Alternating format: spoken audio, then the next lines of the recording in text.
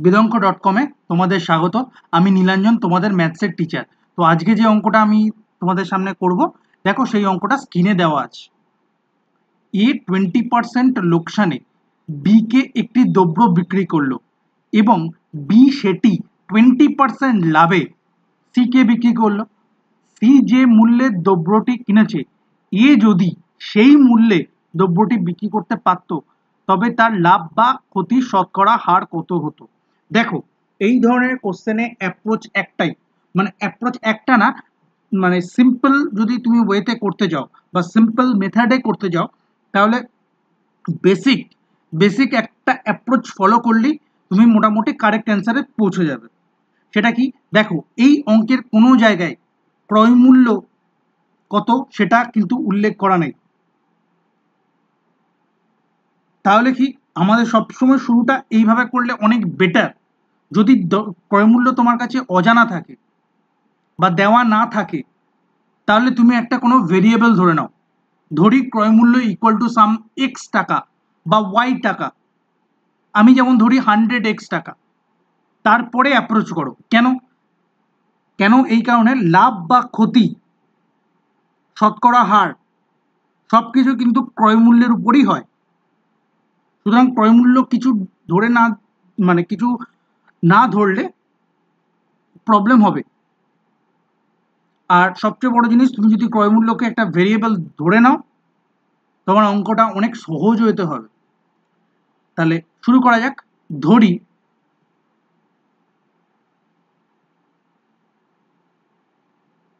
দ্রব্যটির ক্রয় মূল্য 100x টাকা।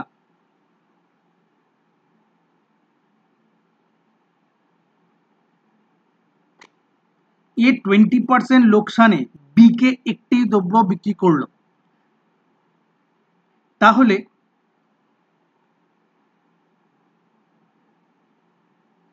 এ কত দামে বি কে বিক্রি করলো, বা বি এর ক্রয় মূল্য কত?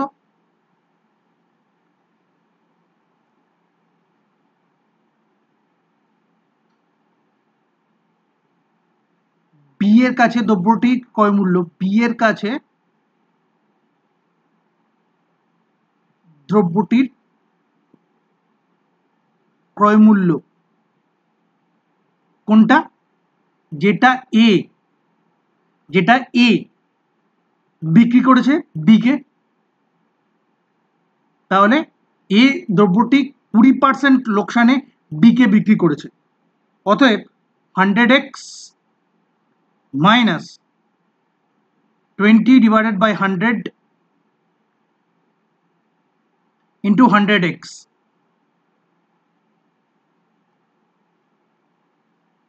টাকা। 100 কেটে গেল, তাহলে দাঁড়ালো 100x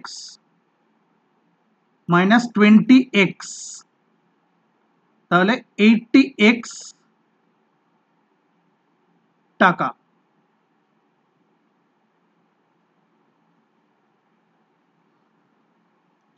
বি সেটিকে 20% লাভে সি কে বিক্রি করলো। তার মানে বি এর কাছে এখন ক্রয় মূল্য কত? 80x। এবার সি কে কত পার্সেন্টেজ লাভে বিক্রি করেছে? বি 20% লাভে বিক্রি করেছে। অতএব সি এর কাছে দ্রব্যটির ক্রয় মূল্য কত?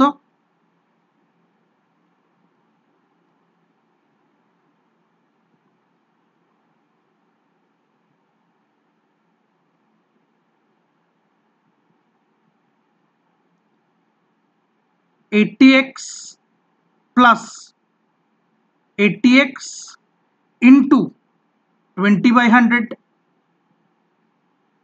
কারণ কি, 80x হচ্ছে বি এর কাছে জিনিসটার ক্রয় মূল্য, মানে বি এর কাছ থেকে 80x টাকায় কিনেছিল। বি কিনেছিল, তার মানে বি এর ক্রয় মূল্য কত পার্সেন্ট লাভে বিক্রি করছে? সি কে 20% লাভে বিক্রি করছে। তার মানে 80x হচ্ছে ক্রয় মূল্য প্লাস ক্রয় মূল্যের উপরে পার্সেন্টেজ অফ লাভ 20/100 এত টাকা। তার মানে এখান থেকে কত হবে 0000 কেটে গেল 0000 কেটে গেল 0000 দুটো জিরো নিচে দুটো জিরো উপরে কেটে গেল তাহলে থাকলো কত 80x প্লাস 16x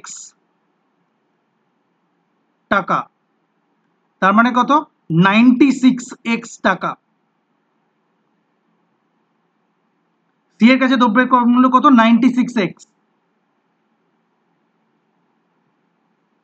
সি যে মূল্যের দ্রব্যটি কিনেছে এ যদি সেই মূল্যে দ্রব্যটি বিক্রি করতে পারত তাহলে তার লাভ বা ক্ষতির শতকরা হার কত। দেখো দ্রব্যটির ক্রয় মূল্য 100x টাকা এটা আমরা ধরে নিয়েছিলাম আর প্রথমে জিনিসটা কার কাছে ছিল এর কাছেই ছিল তার মানে এ কত টাকায় কিনেছিল 100x টাকায়। এখন 96x টাকায় যদি এ দ্রব্যটি বিক্রি করতে পারত তাহলে তার লাভ বা ক্ষতি শতকরা হার কত। তাহলে এখান থেকে আমি কি বলতে পারি ভালো করে দেখো 96x টাকায় কে বিক্রি করবে এ ক্রয় মূল্য কত ছিল 100x তার মানে আমার বিক্রয় মূল্য ক্রয় মূল্যের থেকে কম তার মানে কি হবে আমার ক্ষতি তাহলে পার্সেন্টেজ অফ ক্ষতি ইকুয়াল টু ক্রয় মূল্য কত 100x বিক্রয় মূল্য 96x ডিভাইডেড বাই ক্রয় মূল্য 100x ইন্টু 100 এখানে পার্সেন্টেজ